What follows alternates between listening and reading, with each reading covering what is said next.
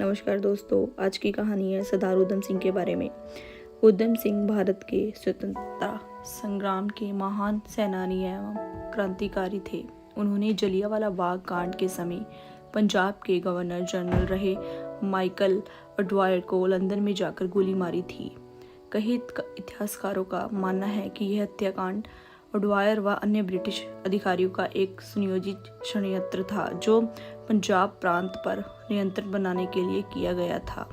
उधम सिंह का जन्म 26 दिसंबर 1899 को पंजाब प्रांत के संगरूर जिले के सुनाम गांव में एक सिख परिवार में हुआ था।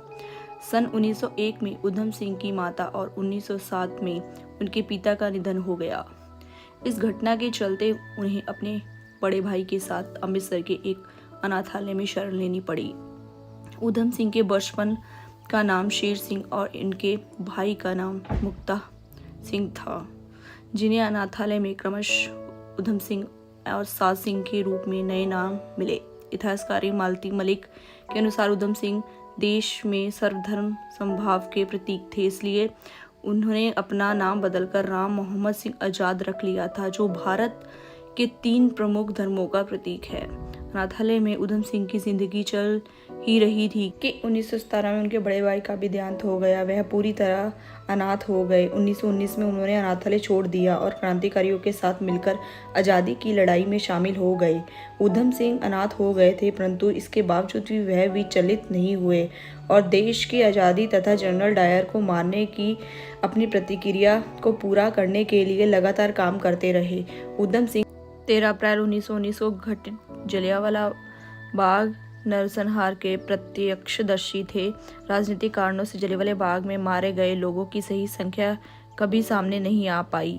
इस घटना से वीर उधम सिंह तिलमिला गए और उन्होंने जलियांवाला बाग की मिट्टी हाथ में लेकर माइकल अडवायर को सबक सिखाने की प्रतिज्ञा ले ली। अपने इस ध्येय को अंजाम देने के लिए उधम सिंह ने विभिन्न नामों से अफ्रीका, नैरोबी, ब्राजील और अमेरिका की यात्रा की। सन 1934 में उधम सिंह लंदन पहुंचे और वहां 9 एल्डर स्ट्रीट कमर्शियल रोड पर रहने लगे। वहां उन्होंने यात्रा के उद्देश्य से एक कार खरीदी और साथ में अपना ध्येय को पूरा करने के लिए 6 गोलियों वाली एक रिवाल्वर भी खरीद ली। भारत के यह वीर क्रांतिकारी माइकल अडवायर को ठिकाने लगाने के लिए उचित वक्त का इंतजार करने लगे। उधम सिंह को अपने सैकड़ों भाई बहनों की मौत का बदला लेने का मौका 1940 में मिला। जलियांवाला बाग हत्याकांड के 21 साल बाद 13 मार्च 1940 को रॉयल सेंट्रल एशियन सोसाइटी के लंदन में कॉक्सन हॉल में बैठक की, जहां माइकल अडवायर भी वक्ताओं में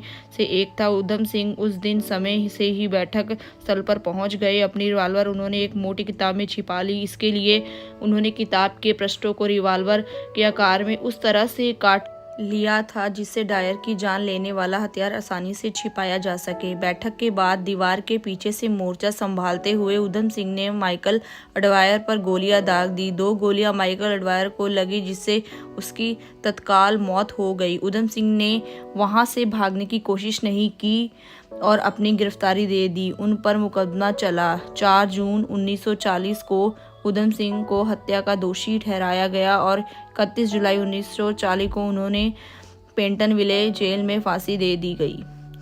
उधम सिंह नगर भारतीय राज्य उत्तराखंड का एक जिला है। जिले का मुख्यालय रुद्रपुर है। इस जिले के काशीपुर, खटीमा, सितारगंज, किच्छा, जसपुर, बाजपुर, गदरपुर, रुद्रपुर और नानकमता नाम की 9 तहसीलें हैं। उधम सिंह नगर पहले नैनीताल जिले में था, लेकिन अक्टूबर 1995 में इसे अलग जिला बना दिया गया। इस जिले का नाम स्वर्गीय उधम सिंह के नाम पर रखा गया। उधम सिंह स्वतंत्रता सेनानी थे। जलियांवाला बाग हत्याकांड के मुख्य अंग्रेज अफसर जनरल डायर की हत्या इन्होंने ही की थी। काशीपुर इस जगह को गो विशाल के नाम से भी जाना जाता है। हर्षकाल के दौरान यून चुआंग इस जगह घूमने के लिए आए थे। काशीपुर का नाम काशीनाथ अधिकारी के नाम पर रखा गया था। काशीनाथ अधिकारी ने ही इस स्थान की स्थापना की थी। प्रसिद्ध कवि गोमानी ने इस जगह पर अनेक कविताएं लिखी हैं।